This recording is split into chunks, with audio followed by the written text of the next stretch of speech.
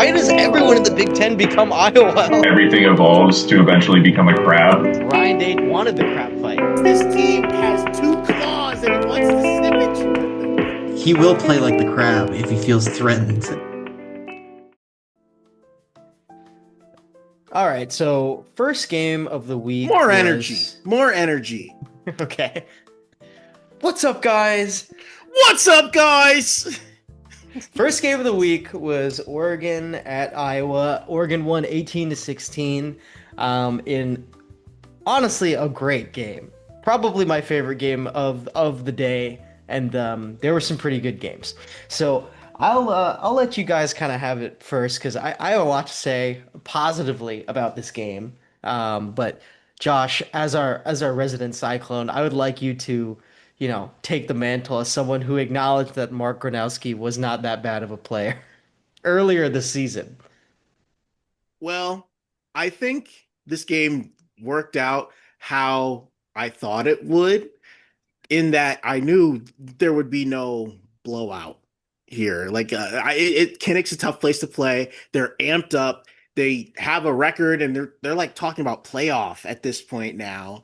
And Oregon hasn't really beaten anybody. So this was like a real gut check for them because that Penn State game retroactively now is less impressive. So going into this, I'm thinking Iowa needs to make one or two big turnovers, kill drives, and they got that red zone interception early on. And I'm thinking that's one. That's one of those little mistakes where you get down the field, you could have gotten three, and it ends up with nothing. Like that's Iowa scoring a touchdown effectively. Then the safety happens for them on special teams.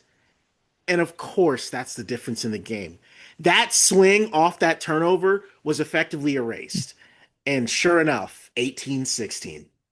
How many people do you think lost money sports gambling that there would be a safety in this game, but it would not be on Iowa? I Call the didn't even number. want to I didn't even want to send like to the group chat like Iowa, Oregon, anytime safety just hit like God. you win. It's like 1 to 5 odds. It's not even that great. So, okay, you're telling me that a November game in Kinnick was cold and absolutely pissing rain. I don't know if I believe that, but Yeah. No, they no, go. they noted on the broadcast, and I totally agree with them. In the first quarter, the punter for Iowa is the MVP because he saved 12 points off of two terrible snaps on punts. The first one, awesome catch to get the shank punt away, and the second one, able to take the illegal kicking penalty in the end zone to turn a touchdown into a safety. Some Iowa shit if I've ever seen it. Can I say, why did he pick up the ball? I don't know why he kicked it. I was like, dude, just pick it up. I mean, he could have fallen on it, but kicking it out the back, I mean, it I think that with when he missed like his second swipe to get it out and the Oregon players were just bearing down on him, you do whatever you got to do. I think that he's a punter. He probably doesn't want to get smoked lying on the ground holding a ball. Totally Reese fine with that decision. Reese Dakin is an Aussie rugby punter, and he knows what it's like to be at the bottom of a scrum. He's like, "Fuck no, I'm not doing that. That's not why I'm here." So I don't blame him. He did what he can, and it was honestly, I'm being dead serious when I say this. He had big shoes to fill because Tory Taylor was incredible. I'm naming two different punters for the schools because it was really like a discussion like, man, I don't know, Reese Dakin just can't do it like Tory Taylor can. He's only averaging like 42 yards a punt. I've heard that. Like Punter against you, baby. like it's really something that matters here. And again, this that I can't, the safety just can't be understated. Like that little thing where he just kicked it out of bounds, like he made the best of a bad situation. I don't know. I'm also kind of bewildered that Iowa was able to take a lead inside of 2 minutes and still lost. Like, Absolutely. Yeah. And when you think about the fact that Oregon on their last drive ran the ball for like 10, 12 yards a carry, I mean, honestly, some of the best throws I've seen all season were on that final oh drive for yeah. That was an Oregon awesome throw and catch to get like what, 22 yards? on the right side of the field, Yeah. right? Like it was literally like textbook coverage, textbook throw. Um, they played they played so well on that final drive. I was kind of shocked because Oregon had really struggled. I thought Iowa had basically figured them out. And I thought they basically had them. Like on the note of Oregon, can we talk about the fact that like this was Iowa's like wet dream of a game? It was like it's freezing cold, raining. Iowa, they're getting offensive production. I know that's 18 or 16 points, but I want to acknowledge that was 16 points against a really good defense and with not that many possessions. Like Tim Lester actually called a good game, I thought. They were getting passing production from their tight ends. They threw the ball deep when they had to. Like the fact they lost this game is just a testament to how good Oregon is. Yeah. I gotta think that if Gronowski gets going on the ground and instead of having 25 yards rushing has like 60 or 80, Iowa wins this game.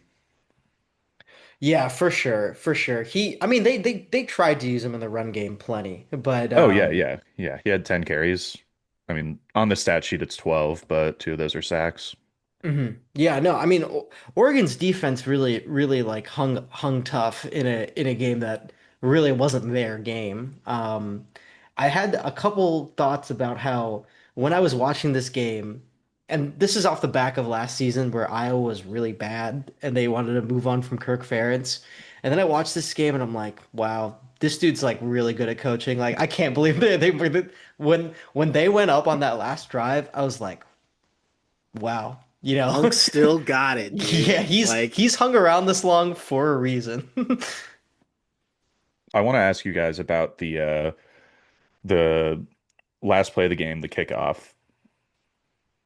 Do you think that the returner should have just immediately fallen down to try and get an offensive play, or do you look at how the offense has gone in this game and say, okay, our best chance of scoring a point here is getting a special teams broken play?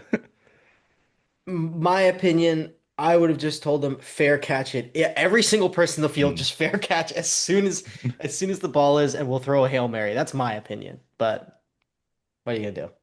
yeah.